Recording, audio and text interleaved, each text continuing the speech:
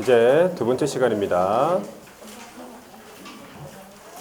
자, 중개업 등록과 관련해 가지고 이제 등록증 재교부랑 종별 변경이 있는데 그거 일단은 한번 적고 그다음 밑줄 그어 볼게요.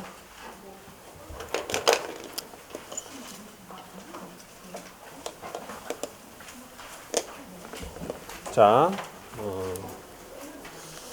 7번입니까? 7번이죠. 등록증 재교부라고. 자, 등록증 재교부. 자, 거기 뭐 합니까?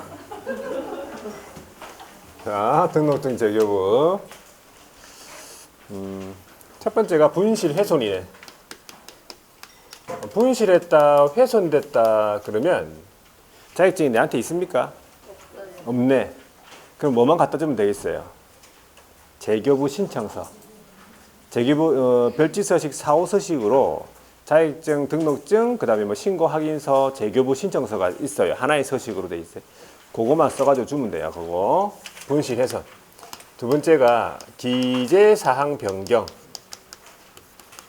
기재사항이 변경이다 그러면 이제 뭐 등록증에다가 등록증에 뭐 이름을 바꿨다든지 아니면 상호를 바꿨다든지 전화번호를 바꿨다든지 그런 게 있겠죠. 자, 그런 경우에는 재교부 신청서에다가 플러스 이미 교부받은 등록증, 이미 교부받은 그걸 두 글자로 얘기하면 종전이라 그래요. 종전. 이미 내가 가지고 있는 등록증, 그걸 등록증 있잖아, 그죠? 분실한 게 아니니까 등록증이 내한테 벽에 걸려 있을 거 아니에요. 그 종전 등록증하고 여기다가 뭘 변경했죠? 그러니까 변경사항 증명서류. 변경했음을 증명할 수 있는 변경사항 증명서류. 이렇게 해가지고 재교부 신청하는 거예요. 기재사항 변경의 경우에는. 맞습니까? 자, 그 다음에 세 번째가 종별이 변경됨으로 해가지고 재교부 신청하는 경우가 딱 한 가지 경우가 있어요. 종별 변경. 자, 그러면 여덟 번째 종별 변경이 뭐냐 하니까 개업공인중개사의 종류를 변경해서 업무를 하고 싶다 이 말이에요. 공인중개사인 개업이 법인으로 간다든지 법인인 개업이 공인중개사인 개업 간다든지 부칙사인 개업이 또 자격 취득해가지고 공인중개사인 개업 간다든지 개업 공인중개사의 종류를 바꿔서 업무를 하겠단 말이지. 그걸 종별 변경이라 그래요. 그러면 원칙적으로 종별 변경의 경우에는 이 등록에 관해서 어떻게 하냐면 등록 신청서를 다시 제출해야 돼요. 등록 신청서 다시 제출이란 말은 신규 등록이라 그 뜻이에요. 신규 등록. 신규 등록의 절차다. 이 말이지. 원칙적으로. 그런데 두 번째 예외적으로 재교부를 해야 되는 경우가 있다 이 말이에요. 등록증 재교부 신청. 자, 등록증 재교부를 신청하는 경우가 있다. 자, 요거 보세요. 등록증 재교부 종별 변경 적혀 있죠. 여기 등록증 재교부 종별 변경 이거예요. 요 상황이에요. 요 한 가지 상황. 어떤 상황이냐냐 하니까 부칙상의 개업공인중개사가 하도 막 부칙 하니까 너무 기분이 안 좋아. 그래가지고 띵 받아가지고 뭐 했어? 자격증을 공부했다 이 말이야. 자격증. 자격증 공부하니까 자격증이 취득이 되네, 그죠? 자격을 취득한 거예요.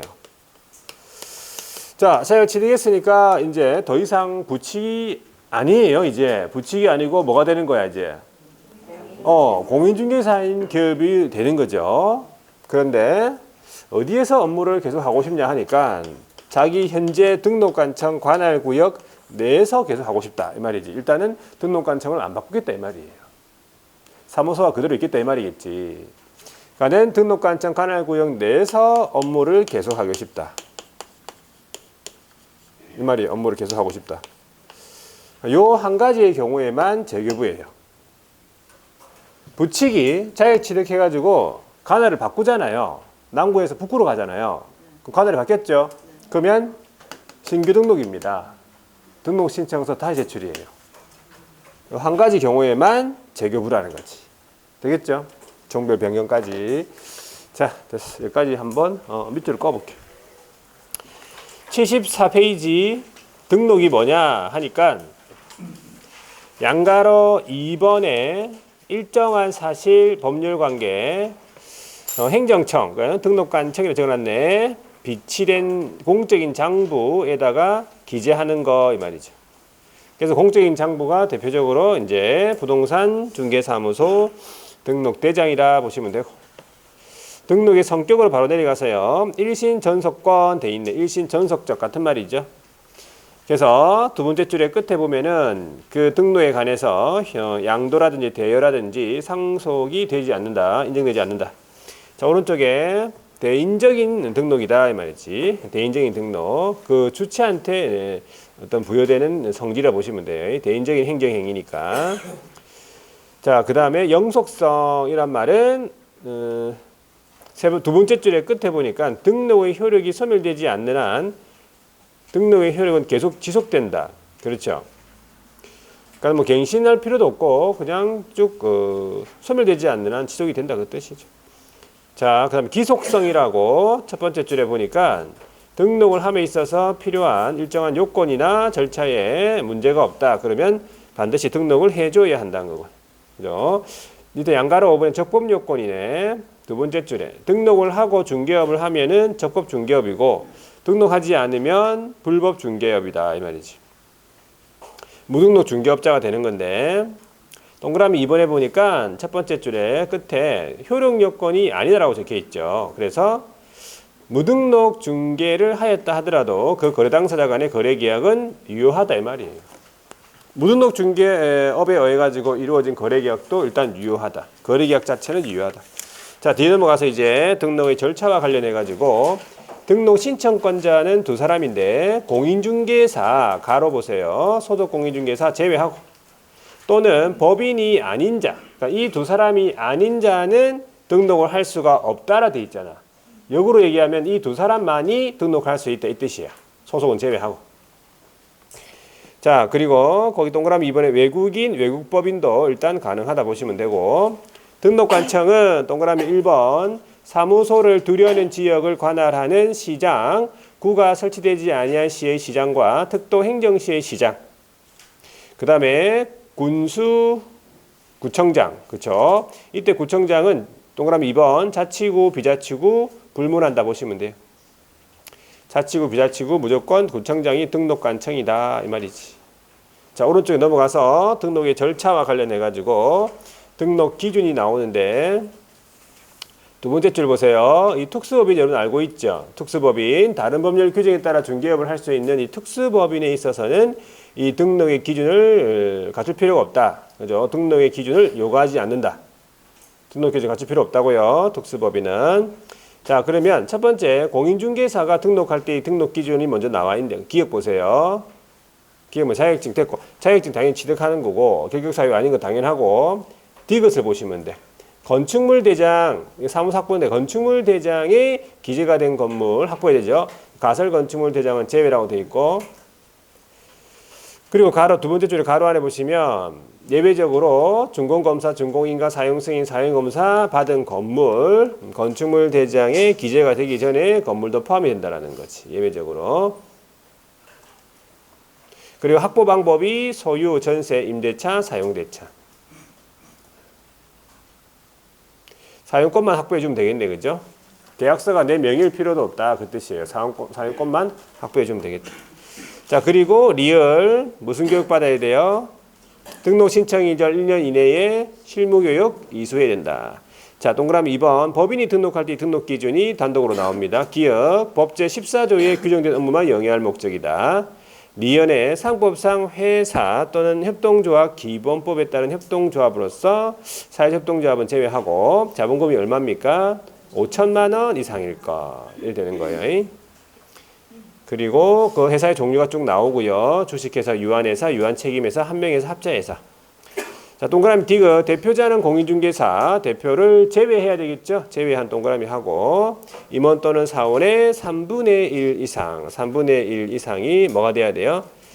공인중개사. 자, 이때 한 명에서 합자에서는 임원이라 안 그러고 거기 사원이라 그러는데 사원 중에서 무슨 사원이라 돼 있어요? 무한 책임 사원이 말하는 거예요. 유한 책임 사원 아니고 무한 책임 사원. 되겠습니까? 모의고사 때 한 번씩 물어봅니다. 이런 것들. 자, 그 다음에 리얼의 대표자하고 임원 또는 사원, 만약 무한 책임 사원 말하겠죠. 전원이 그리고 분사무소 책임자가 실무 교육을 받아야 할 것 됐죠. 그 다음에 미음은 이제 사무소 학번은 똑같으니까 안 봐도 되고 위에 거 보면 되니까. 자, 그래가지고 등록의 기준을 갖춰가지고 어디로 가야 되냐 보니까 79페이지에 등록의 신청이 나오네, 그죠? 자, 등록 신청했죠. 그때 이제 첫 번째 줄에 보면은 등록 신청서에다가 다음에 서류를 첨부해야 되겠다 이 뜻이에요. 등록관청에다가 등록 신청을 한다 이 말이겠네.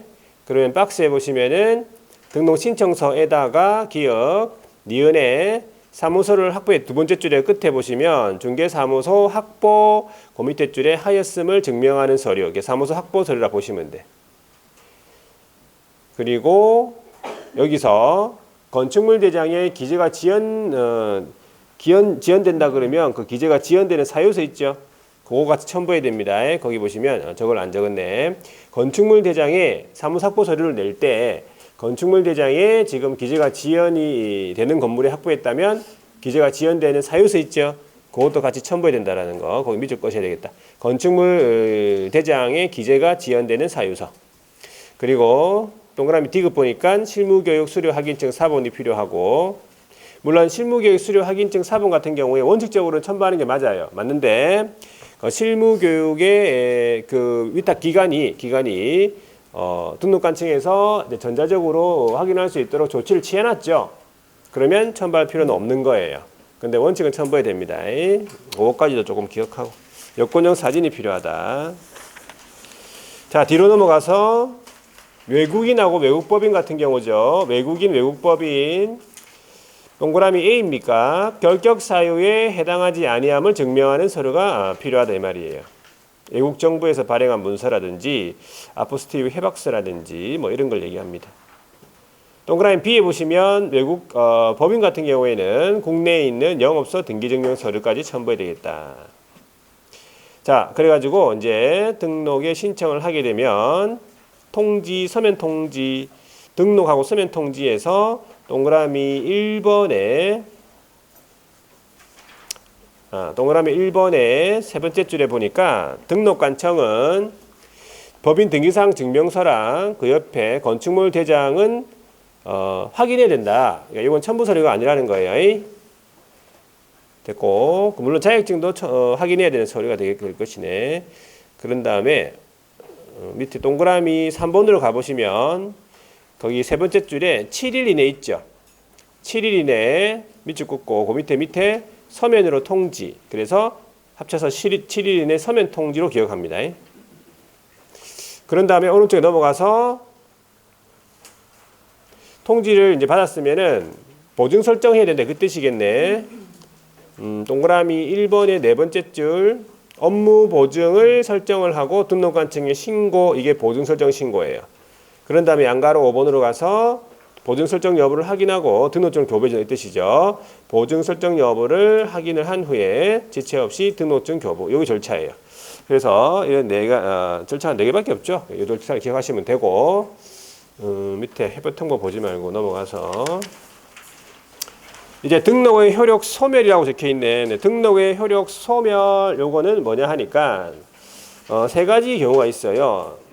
등록의 효력 소멸 사유인데 일단 첫 번째가 등록 취소 처분을 받잖아요. 그러면 효력이 바로 소멸됩니다. 그리고 양가로 이번에 사망을 하거나 해산을 하죠. 개인이 사망하고 법인은 해산이라 그래요. 그러면 바로 등록의 효력이 소멸되겠지. 그리고 양가로 3번에 폐업 신고를 했잖아요. 그럼 효력이 소멸됩니다. 자, 이 등록의 효력 소멸 사유를 기억하셔야 돼요. 이 등록의 효력 소멸 사유. 왜 그러니까 이 등록의 효력이 소멸된 상태에서 중개업을 하면 그건 무슨 중개업이야? 무등록이에요. 그게 무등록이에요. 되겠죠? 자, 오른쪽 가보시면 등록 및 소속에 대한 제재 해가지고 이중 등록을 하면 안 되죠. 이중 등록. 개업공인중개사는 이중으로 등록하여 중개업을 할 수가 없다. 이중 등록을 하면 안 되겠네. 그죠? 자, 이중 등록을 하게 되면 개업공인중개사가 그 밑에 위반 나오죠. 일단은 형벌로서는 1대1입니다. 2등이니까 1대1이야. 그러면서 네, 등록이 당연히 취소가 되겠죠. 전부 취소되겠죠.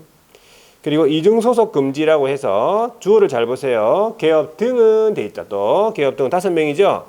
다른 개업의 소속이나 보조원이나 법인의 임원사원이 될 수가 없다는 게 줄여가지고 이중소속이에요. 그래서 이중소속을 하게 되면 밑에 내려가 보세요. 위반했죠. 그러면 일단 누가 하더라도 행정형벌로서는 다 1대1이에요. 이소니까. 2등, 이소 들어봤죠? 다 1대1이에요. 그러면서 그 밑에 개업공인중개사가 이중소속을 하면은 자기 사무소를 놔두고 다른 데 가서 일했으니까 등록이 취소가 된다고요. 그리고 소속공인중개사 같은 경우에는 이중소속을 했다 그러면은 자격정지 6월이 되겠네. 맞죠? 이소이계금. 일단 이런 내용들이 있고 규정들이 있고 이런 제재가 있다 이렇게 보시고 구체적으로는 암기법을 통해서 암기하시면 돼요. 내용이 있다는 거를 알고 있는 게 중요한 거예요, 지금. 자, 뒤로 넘어가서 양가로 3번에 등록증 양도 대여 등 금지. 요거는 자격증 대여 등 금지랑 거의 같은 내용이에요. 동그라미 1번. 개업은 다른 사람에게 자기의 성명 또는 상호, 여기서 상호가 들어갔죠? 상호가 들어갔으면 등록증이잖아요. 자격증은 상호 없거든. 그래서 성명 또는 상호 사용해서 중개 업무 하게 시켰죠. 그 다음에 등록증 양도했죠. 대여했죠. 하게 되면 위반했다. 그러면 등록이 취소가 되죠. 절치면서 1대1이 되는 거예요. 그리고 동그라미 2번도 누구든지 다른 사람의 성명 또는 상호 사용해서 중개 업무를 한 사람도 들어가 여기서는 등록증을 양수받거나 대여받아서는 안 된다. 위반하게 되면 그냥 1대1이 되겠지. 자기 등록증이 아니니까. 자, 오른쪽에요. 됐고, 그 다음에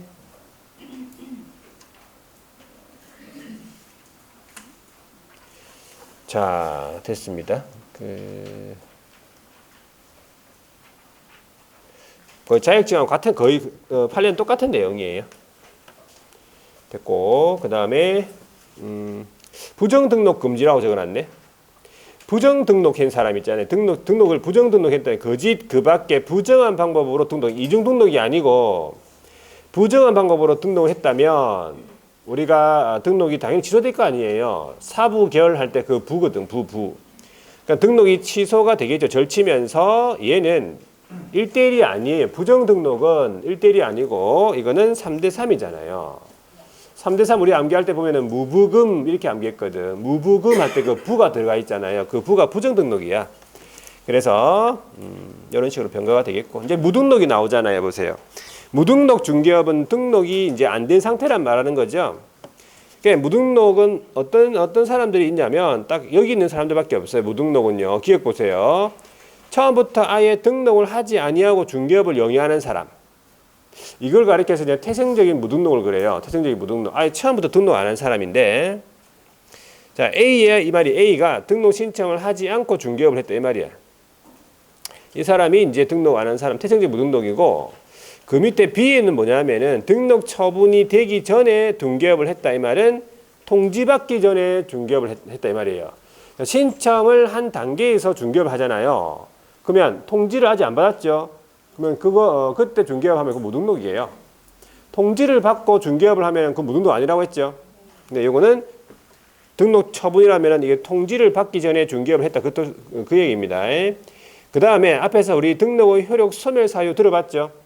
세 가지 있었잖아요. 등록의 효력 소멸 사유. 방금 했잖아요. 아까 했죠? 사망해서 한 거네. 아빠. 등록의 효력 소멸 사유. 등록의 효력이 소멸된 상태에서 중개업하면 그 무등록이에요. 그러면 거기 보세요. 등록에 취소 처분된 후 중개업. 맞죠? 사망 해산된 후 중개업.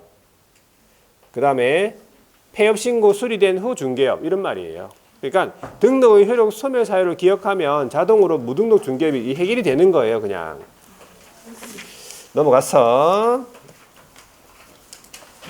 자 됐고요. 그 다음에 무등록의 제재네. 무등록 중개업의 제재.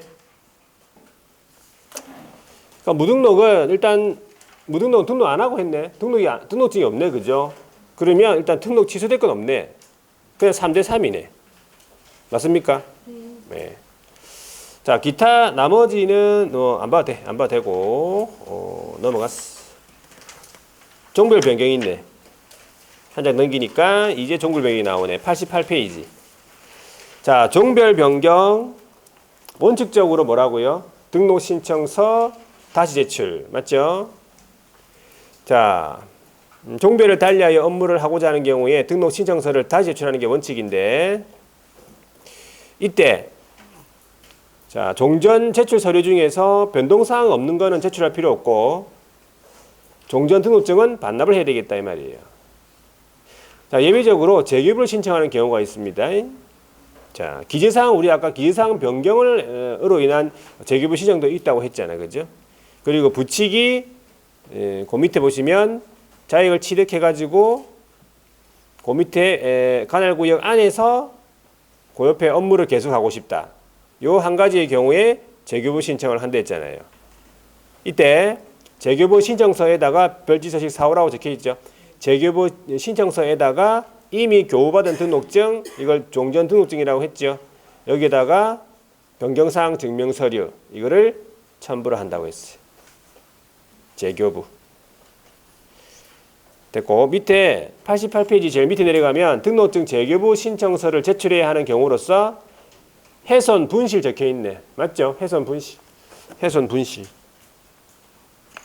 이건 재교부 신청서만 내면 되고, 오른쪽에 한 번 더 적어놨네. 기재사항 변경 같으면은, 자, 세 번째 줄에 재교부 신청서에다가 종전 등록증에다가 변경사항 증명서류. 이런 식으로 보시면 돼요. 자, 여기까지가 등록에 관한 내용, 답니다. 다예요. 이 정도까지 알고 있어야 돼. 자, 그 다음에 결격사유 한번 볼게요. 결격사유 제2절, 우리 결격사유는 이것도 반드시 한 문제가 나옵니다. 무조건 나와요. 제10조에 규정이 되어 있어요. 거기에 1호부터 몇 호까지 뒤에는 12호까지 되어 있습니까? 자, 요거를 이제 13가지로 나눕니다. 자, 거기에 2호를 다시 두 개로 나누면요. 피성년, 피안정을 두 개로 나누면 13가지가 된다 이 말이지. 13가지에서 한 문제가 나온다 이 말이에요. 그래서 이걸 정리할 테니까 결격사유. 결격사유에 누가 해당이 되고 그 다음에 언제 벗어나는지만 좀 파악하고 있으면 돼. 자격에 결함이 있는 사유네. 결격사유. 자, 결격사유에 해당이 되면 이게 이제 제목이 정확하게 제목이 등록 등의 결격사유라고 이제 적어야 되겠네. 등록 등의 결격사유. 그래가지고 등록을 시켜줍니까? 안 시켜줍니까? 등록을 안 시켜준다. 그러면 뭐가 될 수 없어? 개업이 될 수 없다. 그 뜻이잖아요. 등록 안 시켜주니까 등은 무엇을 의미합니까? 이게 종사가 안 되네. 종사가 안 된다는 얘기는 뭐가 될 수 없어? 소속도 안 되고 보조원도 안 되고 뭐 임원사원도 다 안 되겠네. 하여튼 이 업계에 종사할 수가 없다. 그래 보시면 돼. 그래서 첫 번째 결격사유자가 누구라고요? 네, 미성년자예요. 자, 성년, 미성년. 우리나라에서 성년과 미성년을 어떻게 구분합니까? 나이로 구분해, 나이로. 나이로 구분해요, 나이가 몇 세? 만 19세 미만인 자. 나이로 구분하는데 만약에 얼굴로 구분한다. 그러면 여러분들 다 뭐야? 완전 미성년이네. 그렇죠? 맞아요. 아까도 얘기했지만 나이를 모르겠어. 요즘에는 만 19세 만 19세 미만인 자. 우리 남자들은요 보통 보면 옛날에 이제 고등학교 때 고등학교 때 얼굴이 지금 얼굴인 사람도 있어요. 이미 고등학교 때 성인이 된 얼굴이 지금. 이미 이제 빨리 늙은 거죠. 빨리 늙으면 나이가 들면 들수록 더 젊어져요. 그런 사람이 있어. 원장님이 한 본 지가 한 10년 됐는데 그대로예요. 똑같아요. 10년 전이나 지금이나 그 모습 그대로예요. 더 젊어진 것 같기도 하고 처음 봤을 때는 원장님하고 나하고는 한 살 차이 나요. 모르셨어요? 원장님 나이 알고 있죠? 아, 내 나이를 알고 있구나. 한 살 차이 난다고. 그렇죠? 하여튼 원장님은 처음 볼 때나 지금이나 똑같다. 10년 전이나 지금이나. 좋겠죠? 앞으로 똑같을 거 아니야. 이미 고등학교 때 이미 그래도 저는 계속 쭉쭉 약간 이제 좀 그 키도 이렇게 맨날 앞에 앉고 그죠? 우리 학교 다닐 때 4분단이잖아. 우리 학교 때 4분단 그죠? 4분단에 그 짝지 있고 그래가지고 8명 앉잖아요. 한 반에 막 55명씩 막 60명, 50여 명씩 50명씩 그렇게 있었거든.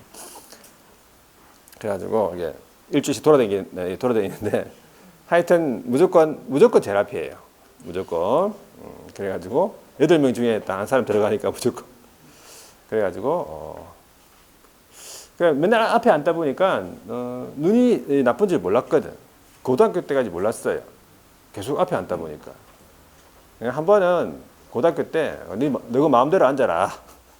그래가지고 제일 뒤에 앉았죠. 제일 뒤에 앉으면 어떤 느낌일까 이러면서 막 제일 뒤에 앉아가지고 이렇게 딱 보고 칠판을 보고 있는데 앞 사람의 뒤통수에 한쪽 눈이 가렸어. 그런데 갑자기 안 보이는 거예요. 딱 해보니까 안 보이네 이러면서 그때 알았어요. 맨날 앞에 앉다가 잘 보이잖아. 앞에는 눈이 안 좋은지 잘 몰랐지. 양쪽 눈으로 이렇게 보니까는 시력이 좀 한쪽하고 틀리니까 한쪽 눈 딱 가렸는데 잘 안 보였어. 그래가지고 고등학교 2학년인가 그때부터 안 꼈어요. 오래 안 됐지, 그죠? 지금은 좀 됐지. 하여튼 빨리 안 꼈어요. 초등학교 때는 안 꼈어요. 뭐 눈이 얼마나 좋았는데, 그죠? 하여튼 좀 그랬다는 얘기지. 그래서 만 19세 미만이네, 그죠? 만 19세 미만인. 그러면 미성년자가 결혼이 되죠. 결혼이 됩니다. 뭐 있을 거 다 있잖아, 그죠? 결혼도 되고 뭐 다 된단 말이지. 그 다음에 법정 대리인이 누구죠? 법정 대리인 누구예요? 부모님 좀 고급스럽게 얘기해보세요. 고급스럽게. 친권자라고, 친권자. 자, 친권자가 법정 대리인이죠. 동의를 받으면 우리 민법에서는요, 성년 의제가 되고 법정 대리인 친권자 동의 받으면 단독으로 법률행위 가능해요. 근데 우리는 여전히 뭐라고? 결격입니다. 그러면 언제 결격에서 벗어나는가 하면 언제 결격이 아닌가 이 말이에요. 무조건 나이가 만 19세가 돼야 된다 이 말이에요. 만 19세가 되어야만 결격에서 벗어난다. 다른 방법은 없다. 그렇게 보시면 되겠죠. 그럼 두 번째, 피성년 후견인. 요걸 이제 예전에 금치산자 이렇게 불렀는데, 심신, 몸과 마음이 상실, 떠났어요. 그래서 사무 처리할 능력이 지속적으로 결여가 돼 있잖아요. 떠났으니까. 그러니까 이 사람한테 일을 맡길 수 있겠어요? 맡길 수가 없지. 이런 사람한테 일을 맡기는 그 사람이 피성년 후견인이에요. 그렇죠? 일을 맡길 수가 없어. 중요한 건 뭐냐면 좀 이상해도 가정법원으로부터 이 심판을 받지 않잖아요. 그죠? 성년 후견에 관한 계시 심판을 받지 않은 사람은 결격이 아닙니다. 이상해도. 중요한 거는 가정법원으로부터 성년 후견, 뒤돌봐줌을 시작하겠다라고 하는 심판이 있어야 돼요. 이 계시심판. 계시심판 받은 사람을 뭐라 불러? 계시심판 받은 사람을 이름을 피성년 후견이라 불러요. 그럼 시험 지문에 피성년 후견이 이래 나왔다. 이거 결격 사유자입니까? 결격 사유자예요? 결격 사유자예요. 또 두 번씩 물어보면 자신이 없어가지고. 네. 아니, 받은 사람을 피성년 후견이라 그래요. 그럼 피성년 후견이라 나오면 그 결격 사유자다 이렇게 해야 돼요. 되겠습니까? 네. 요거 받은 사람이 이거예요. 이 사람이. 되겠죠? 언제 벗어나느냐? 언제? 가정법원으로부터 성년 후견에 관한 끝. 종료 심판을 받아야 결격에서 벗어납니까? 예. 심판을 받기 전에 뭐 어떻게 하다가 한 바퀴 돌다가 어떻게 돌아왔다. 자, 벗어납니까? 벗어납니다. 예. 심판받기 전에는 어떻게 돌아와도 안 벗어나요. 그리고 자, 비슷한 사람이죠. 피한정 후견인. 피한정 후견인은 한정치산자. 그렇죠. 심신이 박약해요. 약하죠. 왔다 갔다 한다 이 말이에요. 사무 처리 능력이 지속적으로 결여된 건 아니고 부족하네. 부족. 왔다 갔다 하니까 될 때도 있고 안 될 때도 있고. 그래서 가정법원으로부터 마찬가지 한정 후견에 관한 계시 심판을 받은 사람. 이 사람이 누구예요? 피한정 후견인. 결격 사유. 맞죠? 자, 언제 벗어납니까? 마찬가지 가정법원으로부터 한정 후견에 관한 끝. 종료 심판을 받아야 결격에서 벗어난다. 그래서 요 계시 심판, 종료 심판 요 사이라. 요 사이가 결격 사유예요. 여기도 계시 심판, 종료 심판 요 사이가 결격 사유예요. 자, 우리 시험에 한 두 차례 나온 적이 있는데 피특정 후견이 나왔어요. 특정 업무에 후견받는다. 그래 보시면 되는데 이 피특정 후견인은 결격 사유자가 아니란 얘기예요. 두 번 나왔어요. 두 번. 자, 그 다음 이제 나오는 사람이 결격 사유자가 누굽니까? 파산자네. 파산자는요. 파산 선고를 받고 복권되지 아니한 자. 시험 돈이 없다 그 말입니까? 돈이 없죠. 돈을 갚을 이렇게 능력이 좀 안 된다 이 말이지. 파산 신청, 그죠? 파산 선고를 받았어요. 법원으로부터. 그러면 복권되지 아니한 자. 그러면 복권 복권이 결정되면은 복권 선고죠. 복권 선고. 그 다음에 결격에서 벗어난다. 그럼 복권 결정, 면책 결정 이런 말 나와요. 복권 결정, 면책 결정, 복권 선고. 복권 선고를 받아야 벗어나지.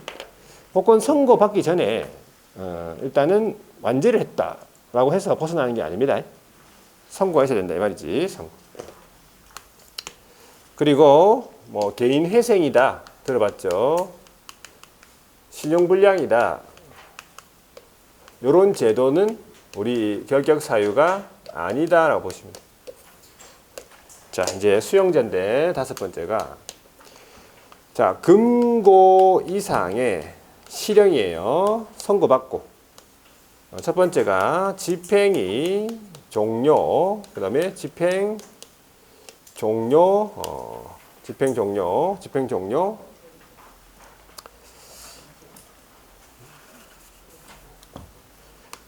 자, 집행이 종료. 그 다음에 종료되는 것으로 보는 경우를 포함한다. 또는 두 번째가 집행이 면제된 날로부터 이제 3년이 나옵니다. 지금까지는 3년이 없었어요. 3년, 조심하세요. 3년이 있죠, 이제. 3년. 결격기간이 3년이 있다, 이 말이지. 자, 그러면 금고 이상이다라고 하면 우리나라에 그 형이 9가지 형이 있잖아요. 그러면 제일 높은 형이 뭐예요? 제일 높은 게? 제일 높은 게 사형 제도가 있죠. 사형 제도. 사형이 있고 보통 그 밑에는 뭐가 있어? 무기징역, 유기징역 하는 징역이 있죠. 징역형. 징역이 있고 그다음에 금고형이라고 있어요. 징역이냐 금고는 거의 똑같아요. 그 수준은. 일단 레벨은 똑같지. 근데 이제 징역하고 금고 같은 경우에는 둘 다 교도소 가는 거예요. 징역이나 금고나. 자, 근데 차이점이 있단 말이에요. 차이점. 차이점을 또 최근에 갔다 오신 분이 한번 얘기해 보세요. 자, 과감하게 한번 얘기해 보세요.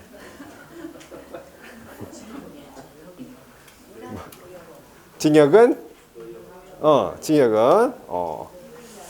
많이 갔다 왔는가 봐, 단체적으로. 많이 알고 있네. 자, 징역은 가가지고 정해진 노역을 해요, 정역. 네, 금고는 일 안 하고 금고에 갇혀 있다. 둘 중에 하나 받아봐야 된다. 그러면은 뭘 받아보시겠습니까? 금고형. 10년 동안 한번 마을 금고에 갇혀보세요. 오래된다고 했죠, 이거. 바로 이래 이거. 피성년 후견인. 아시겠죠? 일을 하고 막 움직여야 돼. 자, 중요한 건 뭐라고 했어요? 이 징역이나 금고 사형 의미 없잖아. 아마 뭐 다시 와서 일할 것도 아니고. 징역, 금고가 시험 나오는데 이 법에 의해서 위반을 하든 저 법에 의해서 위반을 하든 불문한다는 사실이지. 그러니까 어떤 법을 위반하든지 간에 금고 이상의 형을 실형 선고받게 되면 결격 사유인 거예요. 음주운전을 하다가 징역받았다. 뭐가 돼? 결격 사유가 되는 거예요. 폭행, 때려가지고 징역받았다. 네. 결격 사유 되는 거예요. 사기쳤다. 징역받으면 결격 사유 되는 거예요. 이 법적을 불문한다는 거 신경 쓸 필요도 없네. 어떤 법이 나오든 간에 금고 이상 나오면 다 결격 사유자니까. 그럼 집행 종료다 그러면 예시가 뭐예요? 집행형을 다 채우고 나왔다. 그걸 네 글자로 뭐라 해? 만기 출소. 최근에 갔다 왔는가 봐. 만기 출소. 만기 출소 되자마자 석방 되자마자 바로 일할 수 있는 게 아니에요. 3년이 있잖아요. 그래서 3년이 경과되어야 벗어난다라는 거. 종료되는 것으로 보는 경우, 이 보는 경우는 다 채우고 나온 게 아니고 미리 나왔어요. 미리 나온 거를 가석방이에요. 가석방. 이 부분에서 좀 강하네, 그죠? 가석방. 가석방은 다 채우고 나온 게 아니기 때문에 뭐가 남아있죠? 뭐가 남아있어? 자녀형기라고 남아있어요. 그리고 여기 3년 지나야 돼요. 가석방이나 만기석방이나 결격 사유에서 벗어나는 날은 똑같습니다. 벗어나는 날은. 그렇죠? 면제되는 경우는 한 5가지 정도가 있죠. 첫 번째가 법률이 변경됨으로써 더 이상 죄를 구성하지 않죠. 3년 지나야 돼요. 자, 형의 시효가 완성이 돼버렸죠. 너무 오래 지났다 이 말이야. 그래서 3년 지나야 돼요. 완성일로부터 3년. 특별사면이네. 특별사면은 사람을 사면시켜주는 거예요. 사람 자체를. 특정인, 대통령이 이것도 3년. 일반 사면은 특정 죄가 사면되는 거예요. 죄 자체가. 그래서 즉시 벗어난다. 그 다음에 이제 외국에서 형의 전부 일부를 집행받았다. 그래도 몇 년 지나야 돼? 3년이 지나야 된다. 이 정도 보시면 돼. 되겠죠? 수용자. 한 사람이 더 있네, 수용자는요. 누가 나옵니까, 이제? 금고 이상의 이번에는 형의 집행유예를 받아요. 집행유예를 받고 그 유예 기간 동안 결격 사유네. 금고 이상이랑 똑같습니다. 이 법적으로 불문하고 똑같고. 집행유예요, 집행유예. 자, 집행유예 이런 걸 들어봤죠. 징역 1년에 집행유예 3년이다. 그러면 교도소를 가는 겁니까? 안 가는 겁니까? 징역 1년에 집행유예 3년이면 교도소 간다 안 간다? 안 갑니다. 교도소를 안 가고 밖에서 이 집행유예 기간 있죠. 요 3년만 잘 견디면 죄를 짓지 않은 것으로 인정이 되는 거죠. 죄를 짓지 않은 것으로 집행을 유예했으니까 교도소를 안 갔으니까 그래서 우리도 마찬가지네. 보니까 집행유예를 받으면 그 유예 기간 동안만 결격 사유가 되는 거예요. 징역 1년 집행유예 3년 받았으면 몇 년 동안만? 3년 동안만 결격 사유인 거예요. 조심하셔야 돼. 여기서. 그러면 언제 벗어난다고? 유예기간 경과. 여기서 집행유예 기간이 경과되면 결격에서 벗어난다. 자, 집행유예 말고 우리가 또 어떤 유예가 있었죠? 형 선고를 유예한다. 판사가 선고 유예한다. 검사가 소재기 유예한다. 이런 경우에는 결격 사유가 아니다. 이렇게 보시면 돼요. 선고유예를 잘 물어봅니다. 선고유예, 기소유예는 결격이 아니다. 되겠죠? 여기까지. 집행유예 있는 사람도 우리 시험 칠 수 있습니까? 집행유예. 난 지금 집행유예 중이다. 그럼 시험 칠 수 있습니까? 시험 칠 수 있습니다. 집에 가면 안 된다. 아시겠죠? 꼭 이거 끝나면 나 공부를 해야 되나 해도 되나 하면서 집에 가는 사람이 있더라 보니까 집에 가면 안 돼. 집에 가지고 또 막 학원에 전화 와가지고 공부해도 됩니까 이러면서 시험 칠 수는 있어요. 시험 칠 수는 있고 일은 못 한다. 집행유예는 집행유예 기간 중에 있는 사람은 일 안 시켜줍니다. 공부는 할 수 있게 해줘야지. 공부를 하겠다는데 뭐 공부를 막을 수 있나? 자, 그 다음에 이제 7번째부터가 이제 입법 관련해가지고, 자, 자격이 취소가 된다. 자격이 취소가 되면 몇 년 동안? 3년 동안 결격 사유예요. 들어봤죠? 자격 취소되면 3년 동안 결격 사유 일 못합니다. 그리고 이 사람은 뭐도 못한다고 했어? 일은 방금 내가 못한다 했잖아요. 뭘 못한다고? 시험도 못 친다 했잖아. 저번 주에 했잖아요. 상당한 능력이야. 바로 삭제되는 능력이네. 자, 자격이 취소가 된 사람은 그죠? 3년 동안 공인중개사가 될 수 없어요. 시험 응시 제한자잖아. 맞죠? 그래서 이 사람은 3년 동안 뭐만 하라고? 공부만 하랬잖아요. 이제 기억나죠? 자, 8번째가 자격이 정지가 됐다. 누가? 자격 정지 누가 받았어요? 자격 정지 누가 받았지? 소속 공인중개사예요. 자격 정지를 받는 사람은 소속밖에 없어요. 소속만 자격 정지 받아요. 다른 사람은 자격 정지를 안 받습니다. 아예. 되겠죠? 자격 정지의 대상은 소속밖에 없어요. 되겠습니까? 개업 공인중개사는 자격 정지 안 받습니다. 자격 정지 소속이 받았죠? 그러면 그 정지 기간 동안 결격 사유입니다. 정지기간이 경과돼야 벗어난다. 자, 9번째 등록 취소입니까? 자, 등록이 취소, 이거는 기업이 받았겠죠? 자, 등록 취소가 되면 기본적으로 3년 동안 결격 사유. 등록 취소에는 두 가지가 있습니까? 절대적 등록 취소가 있죠. 반드시 취소가 되는 절치가 있고, 그다음에 상대적 등록 취소가 있습니까?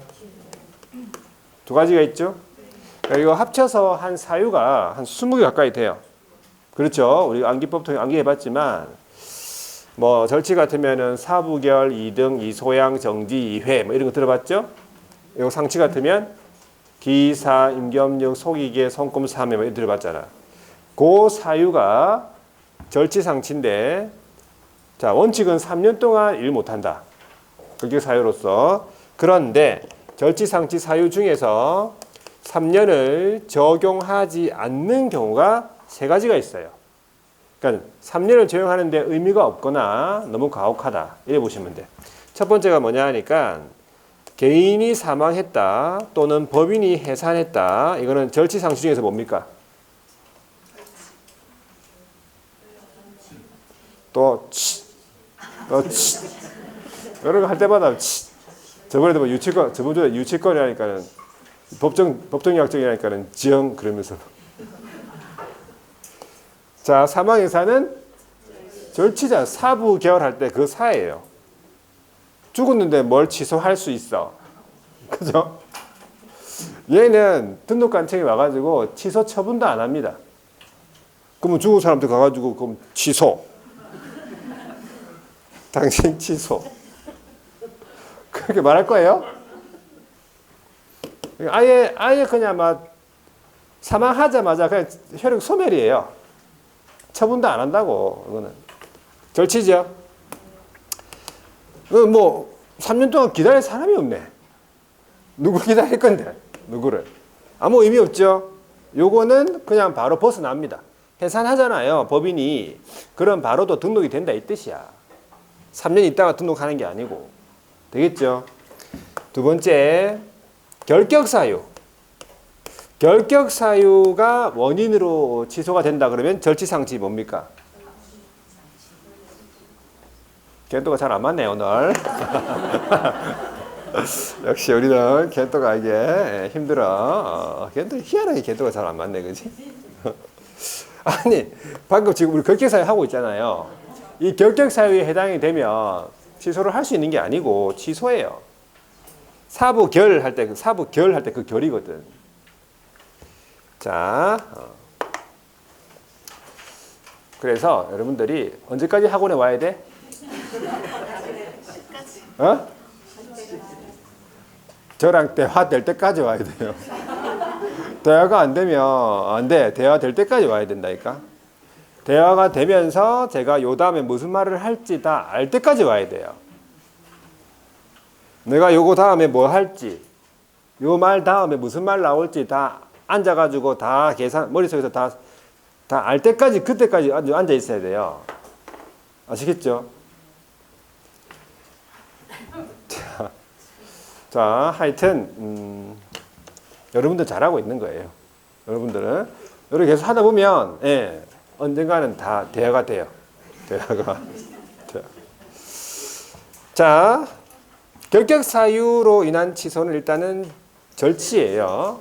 근데 왜 3년을 적용하지 않느냐 하니까 요거는 결격사유 자체만 해소가 되면 바로 등록시켜준다. 이 3년을 적용하지 않고 결격사유 자체에도 보면 뭐 3년이라는 게 있잖아요. 그러면 저 같은 경우에는 집행 만기 석방되고 3년 지나고 그럼 여기 또 3년을 적용하면 총 6년이 지나야 되거든. 그러면 너 너무 가혹한 부분도 있고. 그리고 역으로 얘기하면 피성년 후견이 됐잖아요. 개업이 일하다가 피성년 후견이 됐단 말은 결격사유자가 된 거잖아요.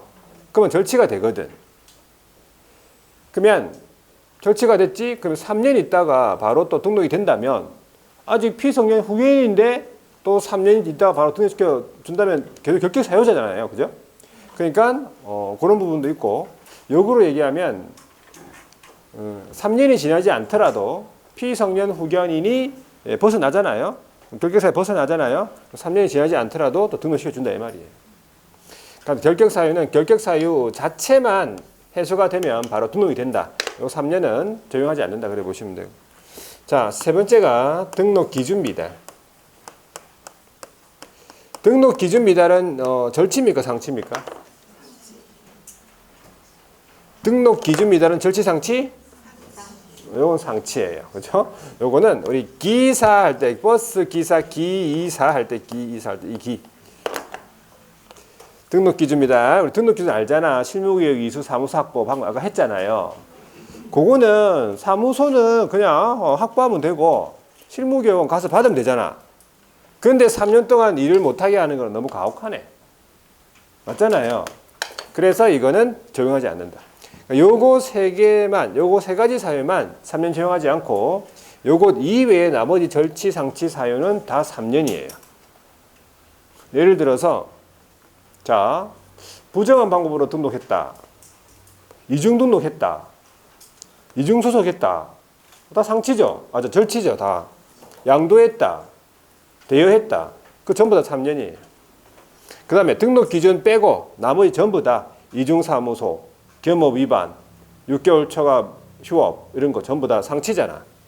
그거 전부 다 3년이에요. 그러면 그거를 애우는 게 아니고 요 세 가지를 애워요. 세 개를.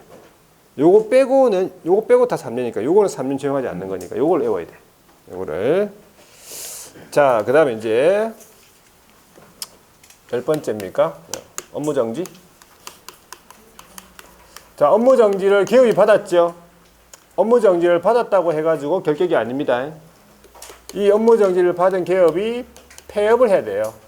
그러면 결격 기간이 들어간다. 언제까지? 업무 정지 기간 동안. 업무 정지 중. 그래서 업무 정지 기간이 벗어나야 다시 등록이 된다 이 말이에요. 안 그러면은 한건 해먹고 다 폐업하고 또 등록하고 이래 될 거 아니야. 11번째가 이제 업무 정지 처분을 받은 법인. 법인이 업무정지 처분을 받은 거예요. 법인의 업무정지 사유가 발생할 당시, 사유 발생 당시에 있었던 사원 임원들, 사원 또는 임원이 결격 사유자인 것이에요. 언제까지? 당해 법인이 업무정지 기간 동안. 그러니까 업무정지 사유가 발생할 당시에 있었던 그 사원 임원들이 사유가 발생하자마자 나갔어, 법인을. 자, 그런 다음에 등록한 새로운 임원 사원들이 들어왔고 등록관청이 그 전에 업무정지 사유로 업무정지를 한 거예요. 그러면 새로 들어온 사원 임원들은 그 업무정지에 대해서는 아무것도 몰라. 나간 사원 임원들이 결격 사유자라는 거예요.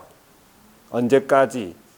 당해 법인이 업무정지 기간이 경과될 때까지. 나갔지만 일 못한다고. 나간 사원 임원. 그 사람들이 사회가 발생할 당시에 사원 임원들이에요. 그럼 여기에 뭐라 나오겠어? 사회 발생할 당시 말고 틀리게는 처분 당시라 나올 거 아니야. 처분 당시의 사원 임원들은 그 업무 정지를 모릅니다. 왜 처분받는지도. 그때 없었으니까. 자, 12번째가 이 법을 위반해가지고 이번에는 300만 원 이상의 뭘 받아? 벌금형이에요. 선고받고 몇 년? 3년이 경과되지 아니한 자가 결격 사유예요.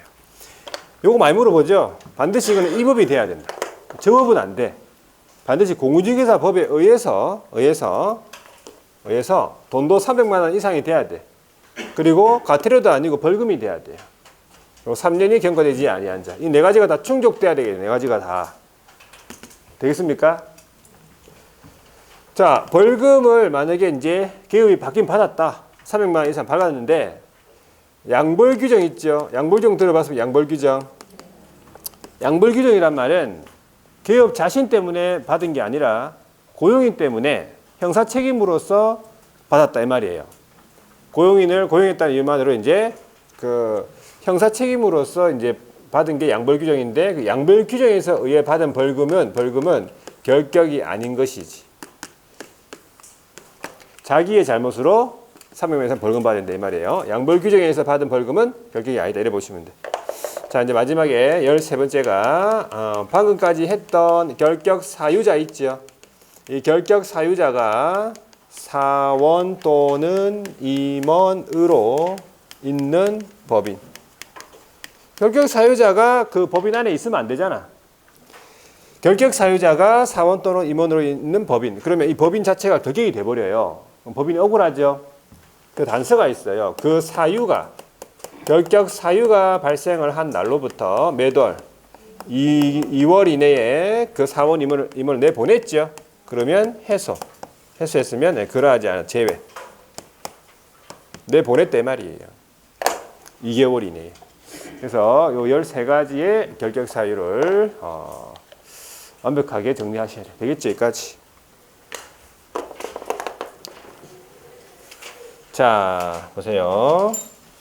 90페이지 결격의 사유의 종류 내용인데 일단 미성년자 나왔죠. 자, 미성년자는 첫 번째 줄에 보니까 만 19세에 달하지 아니한 자. 자, 만 19세 미만인 자. 이 같은 표현이 만 19세에 달하지 아니한 자입니다. 시험에 나왔었고.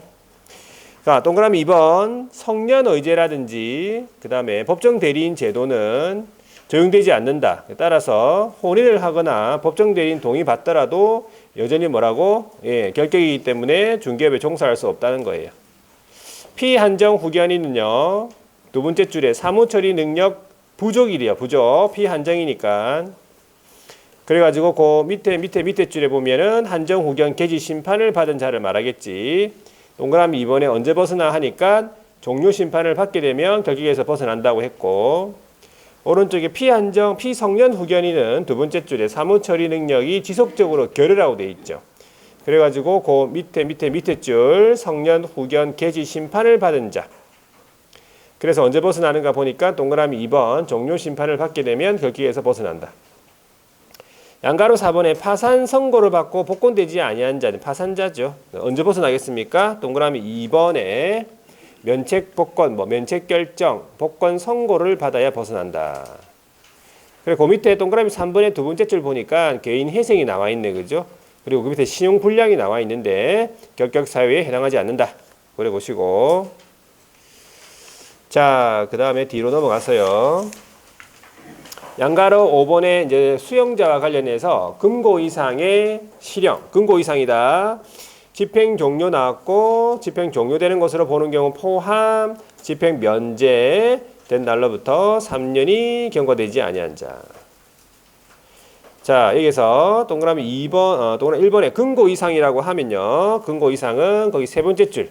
사형이 있죠. 징역이 있죠. 금고 있죠. 자, 집행 종료는 이제 동그라미 기억은 만기 석방이네. 만기 석방. 자, 만기 석방 된 날로부터 두 번째 줄에 3년이 지나야 된다. 3년. 동그라미 니은에 가석방 후 자녀 형기 경과라고 돼 있네. 그치? 거기에 자녀 형기 같으면요. 세 번째 줄에 보면은 무기형이가 돼 있잖아. 무기수는 일단은 형을 이제 셀 수가 없으니까 무기수가 만약에 가석방이 되잖아요. 그러면 자녀 형기를 10년으로 봐요. 10년 경과되고 플러스 3년. 그럼 13년. 맞죠? 그리고 유기형은 이제 자녀 형기가 있을 거 아니야. 뭐 2년이면 2년, 3년, 3년. 지나고 자, 플러스 또 3년. 그 다음에 동그라미 3번에 집행 면제다 그러면 법률 변경도 이제 플러스 3년이라고 적어 놓으시면 돼. 거기 옆에다가 플러스 3년. 법률 변경 플러스 3년, 형의 시효 완성도 플러스 3년, 맞죠? 그 다음에 특별 사면도 플러스 3년이네. 3년 지나야 된다. 일반 사면은 없네요. 일반 사면은 즉시입니까? 예, 일반 사면 즉시고 외국에서 형의 전부 일벌 집행 받았죠? 몇 년? 3년입니다. 자, 오른쪽 양가로 6번에 금고 이상의 이번에 형의 집행 유예를 받죠. 그리고 유예 기간 동안 결격 사유. 동그라미 2번에 보니까 집행유예 기간이 무사히 지나면 결격사유에서 벗어난다. 집행유예는 경과되면 벗어나겠지. 그리고 박스 안에 뭐 선고유예라 적어놨네. 그죠? 선고 말 박스 위에 뭐 동그라미 3번 선고유예 있죠? 박스 위에 동그라미 3번 선고유예 뭐 기소유예 이거는 결격이 아니다라고 보시면 돼. 선고유예 기소유예는 결격이 아니다. 자, 양가로 7번에 이 법을 위반해가지고 300만 원 이상의 벌금이죠. 반드시 이 법이 돼야 돼요. 그리고 3년 경과되지 아니한 경우에 결격사유. 그래서 동그라미 1번에 보니까 공익중개사법을 위반하여 벌금형을 선고받는 경우에 한한다라고 적혀 있잖아. 반드시 이 법. 그리고 동그라미 2번도 이 법을 위반해서 300만 원 이상의 벌금형이 선고받아야 결격의 사유에 해당한다. 300만 원 이상. 벌금. 과태료 아니고 뒤로 넘어갔어. 양가로 8번에 보니까 이제 자격 취소 나오죠. 자격 취소는 몇 년 지나야 돼요? 3년 동안 결격 사유고요. 양가로 9번에 가보세요. 자격 정지 기간 동안 결격 사유다. 그렇게 말아두시면 돼요. 양가로 10번에 이제 등록 취소네. 두 번째 줄 보니까 등록이 취소가 되고 몇 년 동안? 3년 동안 결격 사유. 자, 그리고 오른쪽에 가보니까 뭐 절치, 상치, 사유가 쭉 적어놨네. 이걸 볼 게 아니고 뒤로 넘어가서 동그라미 2번, 뒤에는 뭐니까 동그라미 2번, 3년의 결격 기간이 적용되지 않는 경우 돼 있잖아요. 그래가지고 어딜 보냐면 밑으로 쭉 내려가면 밑에 A, B, C 뭐 이런 게 있어. 동그라미 A, B, C 그게 A 결격 사유로 인한 취소 절치. 그 다음에 동그라미 B에 보면은 사망, 그리고 동그라미 뭐 디귿의 해산입니까?